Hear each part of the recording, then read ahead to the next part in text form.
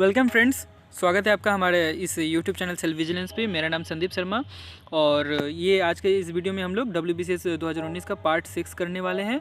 अगर आपने पार्ट 1, 2, 3 नहीं देखा है तो आप हमारे YouTube चैनल में जाइए, वहाँ से आप 1, 2, 3, 4 जो भी है वो आपको प्लेलिस्ट मिल जाएगा, वहाँ से आप देख लीजिए। तो चलिए वीडियो को शुरू करते हैं। लेकिन स्टार्ट करने से पहले आपसे रिक्वेस्ट है कि आप हमारे चैनल को सब्सक्राइब कर लें और लाइक करें और हमारे चैनल को अगर आप शेयर करते हैं तो मेरे लिए बहुत ही अच्छा रहेगा। चलिए स्टार्ट करते हैं।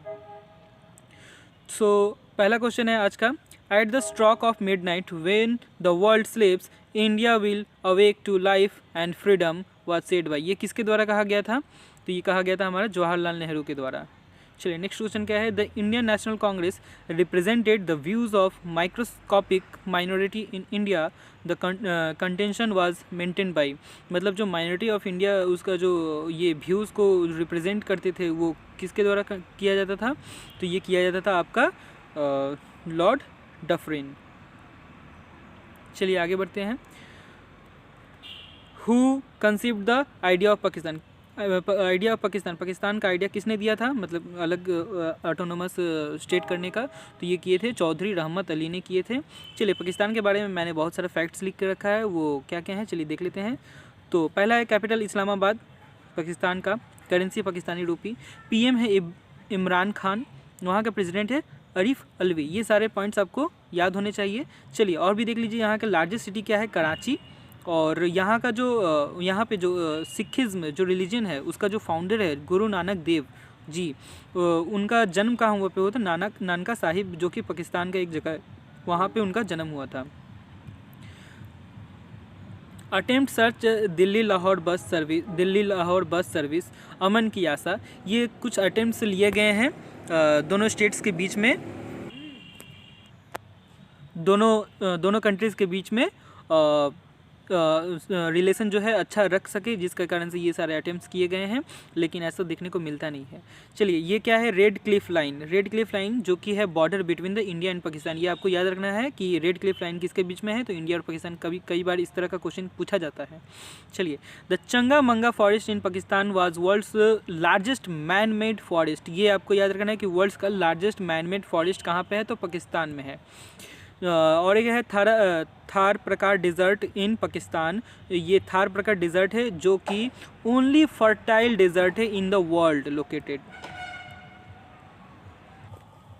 चलिए नेक्स्ट क्वेश्चन देखते हैं। Who commented the Cripps mission was a past dated check on a crushing bank. ये किसने कमेंट किया था? ये कमेंट हमारे किए थे महात्मा गांधी जी ने। चलिए नेक्स्ट क्वेश्चन देखते हैं। Jallianwala Bagh मस्केर occurred in. ये सभी को पता है कि कहाँ पे हुआ था। ऑप्शन है अमृतसर, दिल्ली, जालंधर, लाहौर। तो हमारा आंसर होगा अमृतसर। और यहाँ पे कुछ फैक्ट्स है जालियांवाला बाग से रिलेटेड। तो जालियांवाला बाग मस्केर कहाँ पे हुआ था? तो कब हुआ था? 13 अप्रैल 1919 को हुआ था। और इस समय जो ऑर्डर दिया था फायरिंग करने का, तो कौन दिया था? कॉलोनल रेजिनाल्ड डायर ने दिया था। रीज़न क्या था?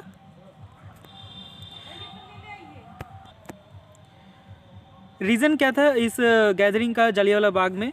रीज़न ये था कि जो रॉलेट एक्ट कमेटी बना था वहाँ पे वो क्या कर रहा था कि रॉलेट एक्ट जो था कि जो फंडामेंटल राइट्स हैं लोगों का, जैसे कि फ्रीडम ऑफ एक्सप्रेशन, ये कर्व कर लिया गया था, हटा लिया गया था। और ऑल्सो क्या किया था? पुलिस पावर को बढ़ा दिया गया था। And also strengthen the police power, strengthen police power को भी ये कर लिया गया था। तो जिसके कारण से ये ऑपोजिशन कर रहे थे लोग।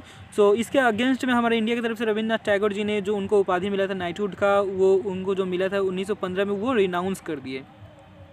हंटर कमेटी आया इसके लिए कि क्या है, क्या गलत, क्या सही है, इसको जांच पड़ताल करने के लिए। तो लास्ट में ब्रिटिश गवर्नमेंट को बहुत ही आपको ये देखना पड़ा, उन लोग को बहुत ही शर्मिंदा महसूस हुआ ऐसा कांड का होने के बाद।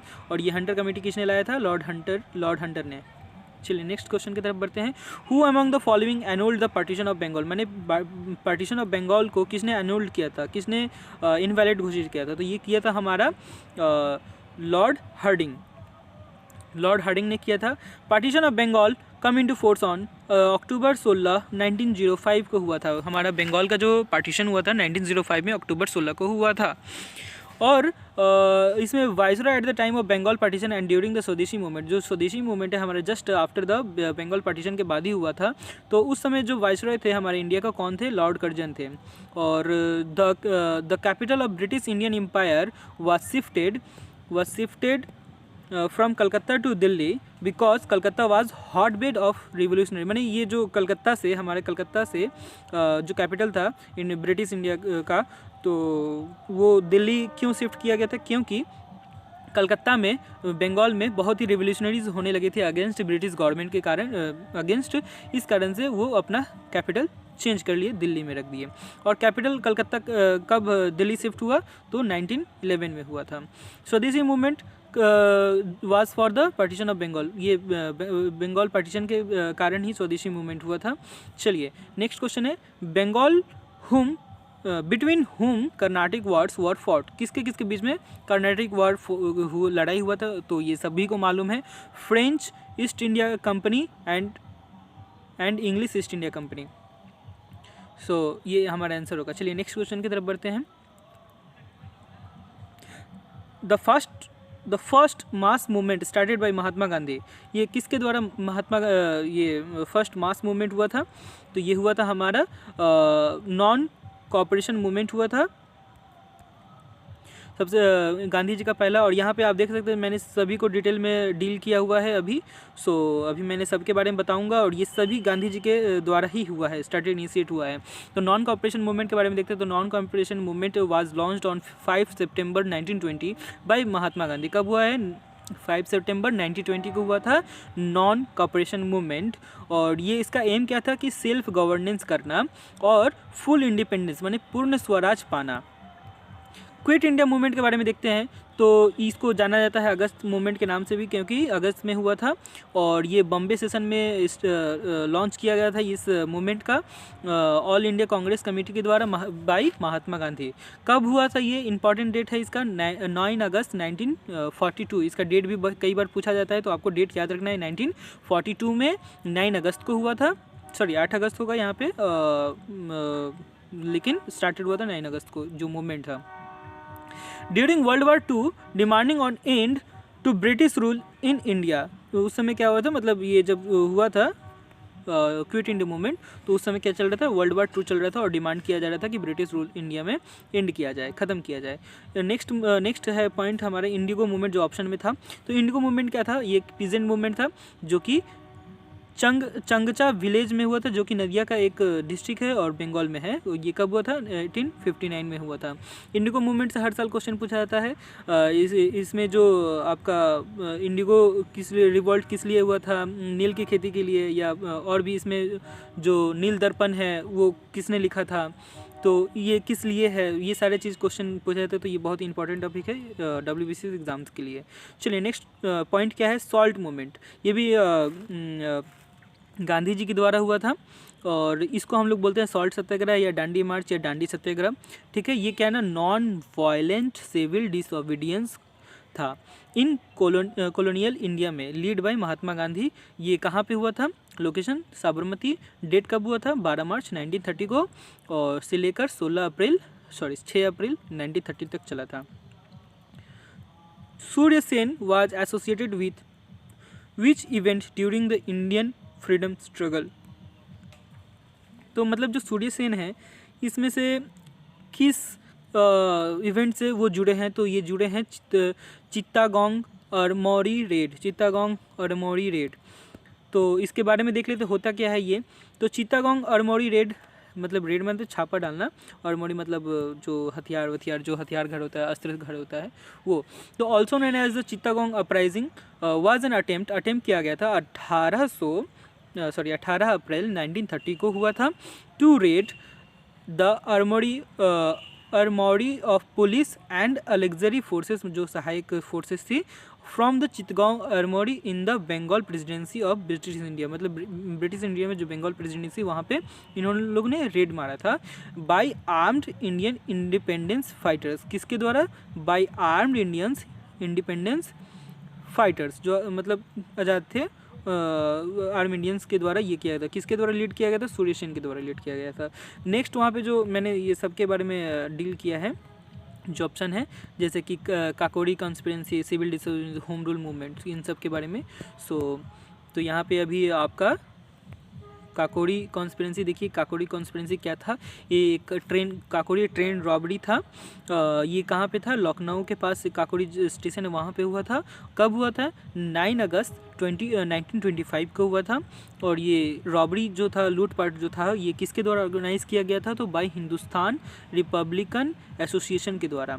Hindustan Republican association. कई बार ये क्वेश्चन पूछा जा सकता है या पूछा भी जाता है कि ये काकोरी कॉन्स्पिरेंसी के पीछे किसका हाथ था, ये किसके द्वारा होता है, तो हिंदुस्तान रिपब्लिक एसोसिएशन के द्वारा।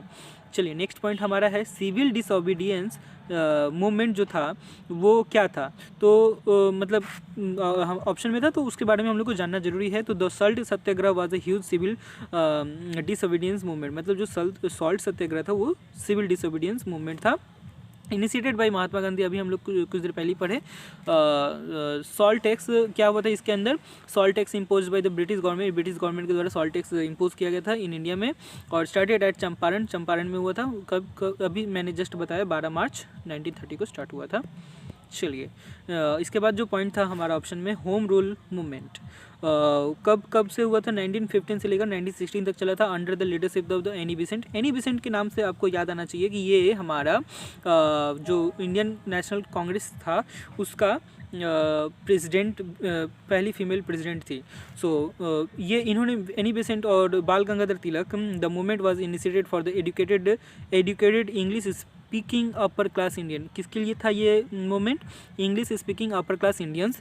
इन 1921 All India Home rule League change its name. मतलब इन 21 में ये अपना होम रूल लीग नाम चेंज कर लिया और क्या रख दिया, स्वराज्य सभा। चलिए नेक्स्ट क्वेश्चन है, who among the following lead the sepoy at the Kanpur 1857 uprising में। जब 1857 हो रहा था तो उस समय कानपुर में सिपॉय लोग का कौन लीड कर रहे थे, तो इसका होगा आंसर हमारा नाना साहेब। नेक्स्ट क्वेश्चन है the Asiatic society of Bengal, जो कि कब हुआ था, एशियाटिक सोसाइटी 15 जनवरी 1784 को हुआ था। और ये किसके द्वारा फाउंडेड किया गया था, फाउंडेड किया गया था ये आपका सर विलियम्स जोन्स के द्वारा। ओके, आपको याद रखना है एशियाटिक सोसाइटी ऑफ बंगाल किसके द्वारा फाउंड किया गया था, सर विलियम्स जोन्स के द्वारा। चलिए नेक्स्ट क्वेश्चन है the boundary between India and Pakistan was demarcated by. Important question है ये भी कि बाउंड्री इंडिया एंड पाकिस्तान के बीच में जो बाउंड्री डिमार्केटेड किया गया था किसके द्वारा किया था, तो सर सिरिल रेडक्लिफ के द्वारा किया गया था। यहाँ पे एक पॉइंट है, इंडिया एंड श्रीलंका के बीच में पार्क स्ट्रीट है जिसको आपको याद रखना है। The main leaders of Swaraj party के मेन लीडर्स कौन कौन थे, तो ऑप्शन है आपका Vallabh Bhai ji Patel and doctor Ansari, MN Roy Muzaffarpur Ahmedabad, Motilal Nehru and CR Das, BR Ambedkar and PC Joshi. तो हमारा आंसर क्या होगा, Motilal Nehru and CR Das answer होगा सही। स्वराज्य पार्टी फाउंडेड ऑन 1 जनवरी 1923 को हुआ था। Who amongst the following was first woman president of Indian National Congress। अभी मैंने कुछ देर पहले ही बताया कि पहली वुमेन प्रेसिडेंट बनी हमारे इंडियन नेशनल कांग्रेस की, तो एनी बेसेंट बनी थी। The Indian national Congress was founded by, किसके द्वारा फाउंड किया गया था Indian national Congress, so answer होगा हमारा A.O. ह्यूम। नेक्स्ट क्वेश्चन है the battle of Buxar was 14। इस सभी को मालूम है, बहुत ही इजी क्वेश्चन आया था, 1764 में हुआ था। और ये जो between the forces command of British East India company lead Hector Munro, किसके द्वारा ये किया जा रहा था, लीड किया जा रहा था हेक्टर मुनरो के द्वारा ब्रिटिश इंडिया कंपनी। और वर्सेस किसके बीच में हो रहा था, versus the combined आर्मीज of, combined मैंने सबका मिला हुआ आर्मीज, किस का मिला हुआ, मीर कासिम जो कि नवाब था बंगाल का, और नवाब ऑफ अवध जो कि था सुजाउद्दौला, और मुगल एम्पायर जो कि था शाह आलम द्वितीय। ये तीनों का मिलकर कंबाइंड आर्मीज था जिसमें ये ब्रिटिश का जीत हुआ। और द वार वाज फॉट, और ये जो ख़त्म हुआ उसके साथ ही क्या हुआ, एक 1765 में इलाहाबाद की ट्रीटी हुआ, इसके साथ ही ख़त्म हुआ। तो ये आपको इम्पॉर्टेंट है, ये ट्रीटी कब हुआ था, किसके बाद हुआ था, तो बैटल ऑफ बक्सर जो कि 1964 में हुआ था। और ये इलाहाबाद की संधि हुआ था 1765 में हुआ था। तो ये आपको ये पॉइंट याद रखना है। Next question, with whose permission did the English set up their factory in Surat, किसके परमिशन के कारण से फैक्ट्री सूरत में फैक्ट्री उन्होंने ये किया, इंग्लिश ने सेटअप किया। तो ये ऑप्शन है आपका अकबर, जहांगीर, शाहजहां, औरंगजेब। तो हमारा आंसर होगा Jahangir. When did Vasco D gamma come into India? Vasco, ये भी बहुत इजी क्वेश्चन है, सभी जानते हैं। आंसर होगा हमारा 1498। हु बिल्ड इबादत खां एट फतेहपुर सीकरी? जब आप अकबर के बारे में पढ़ेंगे तो उन्होंने ये बनाया था इबादत खां एट फतेहपुर सीकरी, तो आंसर होगा हमारा अकबर। चलिए, Malik Kafur was general of? Malik Kafur किसका जनरल था? तो यहाँ पे आंसर होगा हमारा, पहले ऑप्शन देख लीजिए, फिरोज शाह तुगलक, चंद्रगुप्त मौर्य, बिंबिसार, अलाउद्दीन खिलजी। तो हमारा जो आंसर होगा अलाउद्दीन खिलजी का होगा।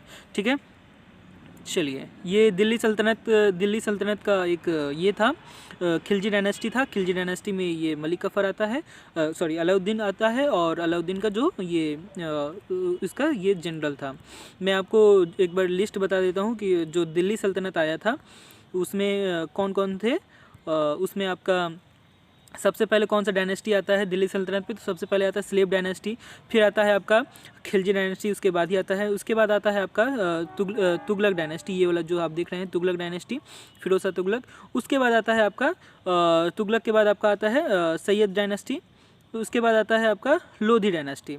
तो यहाँ पे तो आप देख सकते हैं चंद्रगुप्त मौर्य, बिंबिसार, ये तो एकदम ही नहीं होगा। ठीक है, तो बचेगा ये दोनों, तो ये दोनों में सबसे ये होगा आंसर आपका। ठीक है, चलिए आगे बढ़ते हैं। Where did Gautam Buddha attain nirvana enlightenment? So ये तो सभी को पता होगा ऑलरेडी, बोध गया में उनको मिला था इनलाइटमेंट, और लुम्बिनी में इनका जन्म हुआ था, सारनाथ में अपना सबसे पहला अपना शिक्षा दिए थे। हु रोट मृच्छाकतिकम, ये किसके द्वारा लिखा गया था? तो ये लिखा गया था शूद्रक के द्वारा। Who among the following succeeded the Samudragupta, the next ruler of Gupta dynasty? अगर गुप्ता डायनेस्टी से क्वेश्चन है कि गुप्ता डायनेस्टी में समुद्रगुप्ता को किसने सक्सीड किया था, किसके बाद आया था, तो गुप्ता रूलर में आपको मैं लिस्ट बताता हूँ। तो सबसे पहले आते हैं श्री गुप्ता, उनके बेटे आते हैं घटोत्कच, उनके बाद आते हैं आपका चंद्रगुप्ता वन, उसके बाद आते हैं इनके बेटा समुद्रगुप्ता वन, और इसके बाद आते हैं चंद्रगुप्ता टू। तो चंद्रगुप्ता टू, तो आप देख सकते हैं चंद्रगुप्ता टू समुद्रगुप्ता के बाद आ रहे हैं, तो ये आंसर होगा हमारा चंद्रगुप्ता टू। और चंद्रगुप्ता टू के बाद आते हैं स्कंदगुप्त, इसके बाद आते हैं आपका कुमारगुप्ता, इनके बेटे चंद्रगुप्ता टू के बेटे कुमारगुप्ता, जिन्होंने नालंदा विश्वविद्यालय के फाउंड किए थे, स्टेब्लिशमेंट किए थे। और उसके बाद आते हैं स्कंदगुप्त, और सबसे लास्ट रूलर थे गुप्ता डायनेस्टी का, जो कि विष्णुगुप्ता थे। और गुप्ता डायनेस्टी को गोल्डन एज भी कहा जाता है इंडिया में, इंडियन हिस्ट्री में।